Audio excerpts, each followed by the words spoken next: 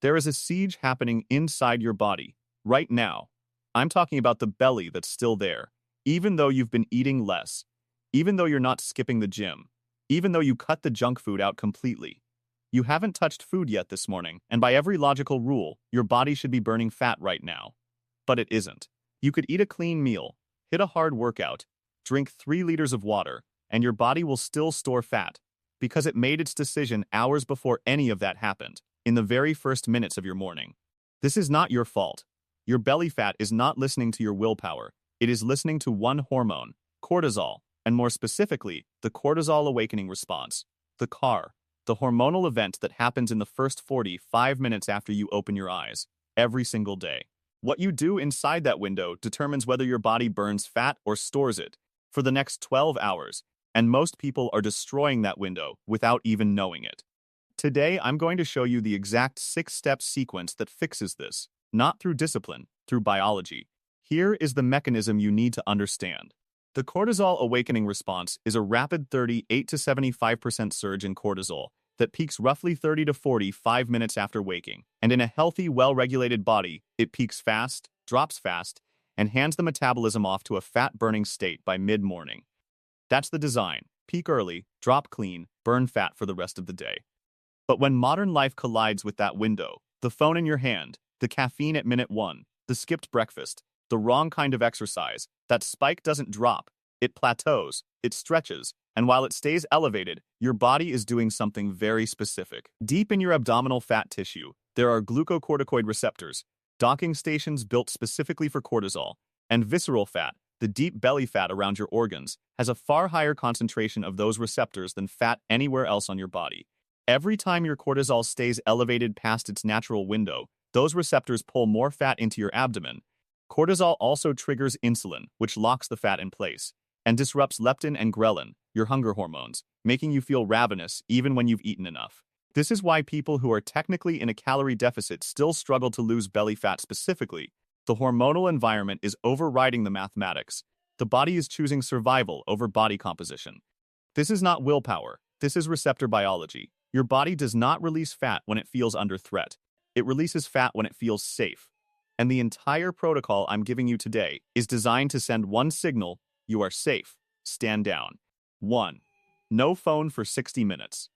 The moment you grab your phone after waking, you flood your body with external stressors, notifications, social comparison, news, anxiety, at the exact moment your cortisol is trying to complete its natural peak to drop cycle. Instead of a sharp, clean spike that clears by mid-morning, you get a prolonged plateau that keeps your body in full fat storing mode for hours longer than it should be. The fix is one rule: no phone for 60 minutes, not 45, 60. The phone is not a morning ritual, it is a cortisol amplifier, and it is costing you your fat-burning window every single day. 2. Delay your coffee by 90 minutes. I know you love your coffee, but hear me out, because the timing of that first cup is sabotaging your cortisol in a way most people have never heard explained. When you drink coffee the moment you wake up, caffeine blocks adenosine receptors in your brain. Adenosine builds up behind a dam, and at 2 in the afternoon, that dam breaks. Your energy crashes. Cortisol spikes to compensate.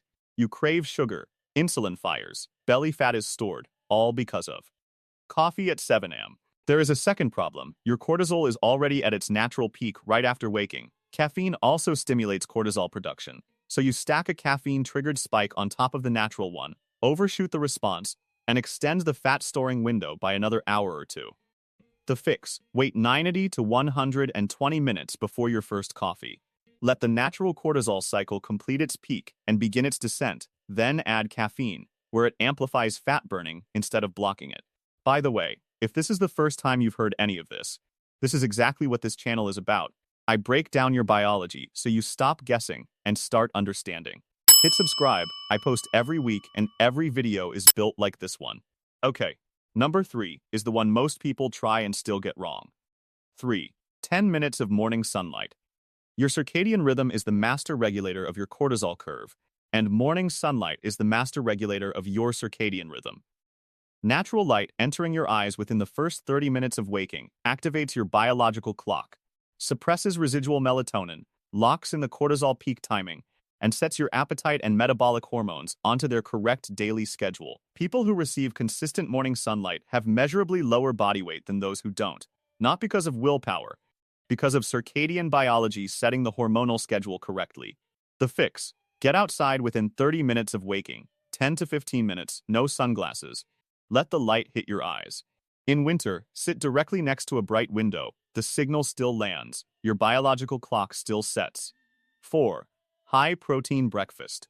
Most people trying to lose belly fat are skipping breakfast. They've been told fasting in the morning increases fat burning, and there is some truth to that.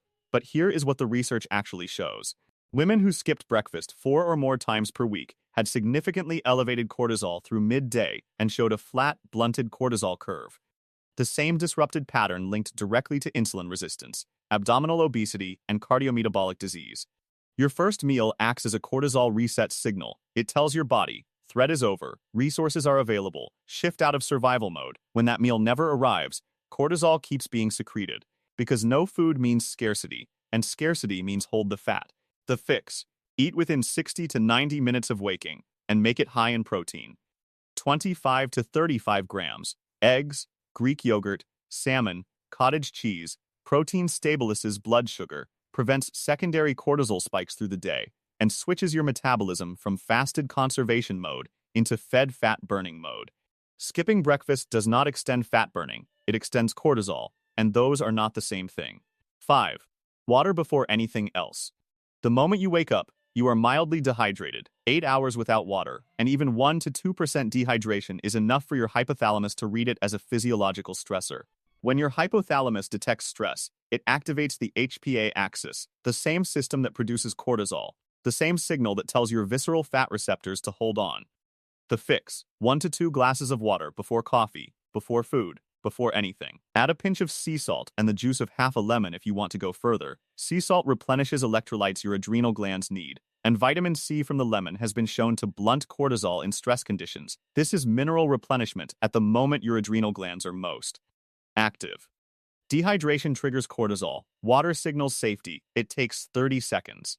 6. Walk slowly, don't sprint. This is where the fitness industry has been giving you the exact wrong advice. High-intensity exercise in the morning, while your cortisol is already at its daily peak, spikes cortisol further. Research on fasted morning exercise found cortisol elevated at every single time point during the session. More cortisol, more visceral fat receptor activation, more fat stored, despite every calorie burned. But here is what nobody tells you. A slow forward walk physically calms your brain's threat center. As you move forward, optic flow, the visual movement through space, directly suppresses the amygdala. Your nervous system shifts from fight or flight into rest and restore. Cortisol begins its descent. Fat releasing becomes possible.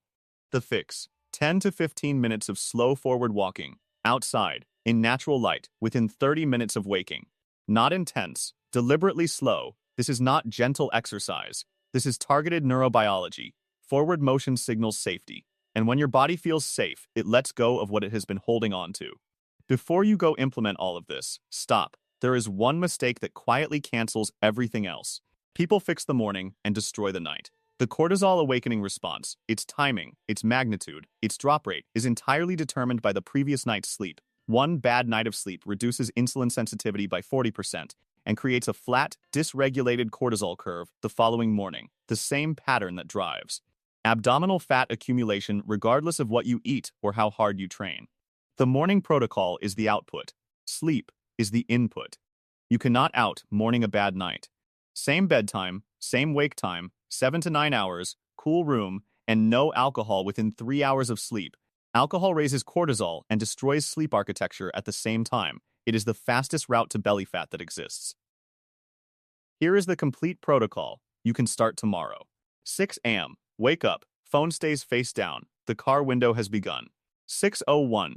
1 to 2 glasses of water with sea salt and lemon. Dehydration cortisol trigger eliminated. 6:05. 10 to 15 minutes slow forward walk outside. Amygdala calms. Cortisol begins its descent. 6:15. 10 minutes of natural sunlight. Biological clock locked in for the next 16 hours. 6:25. 5 minutes of 4-7-8 breathing. Inhale 4. Hold 7. Exhale 8. Parasympathetic system activated. 6:30. high-protein breakfast, 25 to 35 grams, cortisol reset signal sent. 8 a.m., 90 minutes have passed. Now you can have your coffee. It is working with your biology now, not against it. By day 3, the afternoon crash diminishes because the adenosine dam never formed. By week 2, your hunger patterns shift. The ravenous 11 am craving fades. By week 8, the research shows measurable reductions in abdominal fat tied directly to normalized cortisol patterns. You stop reaching for sugar at 3 p.m. By dinner, you have consumed 30 to 40% fewer calories. Without even trying, fat loss becomes a side effect, a consequence of a system finally in balance. Before the close, comment below, which of these 6 steps are you starting with, and which one surprised you most? I read every comment. And if this changed how you see your morning, hit the like button right now. 1 second. It tells the algorithm to put this in front of people who need it. Let me leave you with the most important thing. Most people start their day fighting their own biology. Phone first, coffee first, hard workout on a flooded cortisol system. Then they wonder why the belly stays. Burning visceral fat is not a battle of willpower. It is a negotiation with your biology. Your body does not release fat when it is under attack. It releases fat when it feels safe. And everything in this protocol is designed to send one signal to every cell in your body. You are safe. Your body is not broken. It has been doing exactly what 200,000 years of survival engineering designed it to do. It received signals that said threat, scarcity, danger, and it responded the only way it knows how. Hold the fat, protect the resources. You were never the problem. The signal was wrong. Tomorrow morning, you change the signal. I told you at the start, there is a siege happening inside your body. Sieges end when the conditions change, when resources are restored, when the threat is lifted. Tomorrow at 6:01, water, sunlight, a slow walk, a protein meal, a phone left face down. Not willpower, biology. And when the alarm finally goes silent, the fortress begins to crumble. If this resonated, if you are tired of trying harder and getting nowhere, subscribe. I break down your biology every week, so you stop being a victim of your own body and start being its engineer. Like this video, it tells the algorithm this is the content I want to see more of. 1 second, it puts this in front of the people who need it most. Comment below, how long have you been trying to shift this? And which of these 6 steps have you already been getting wrong without knowing it? I read every single one. And share this with someone who has tried every diet, every workout, every calorie cut, and still can't shift the belly. Someone who has been told it's just genetics, just age, just the way they're built. Show them the real answer isn't willpower, it's biology. See you in the next one.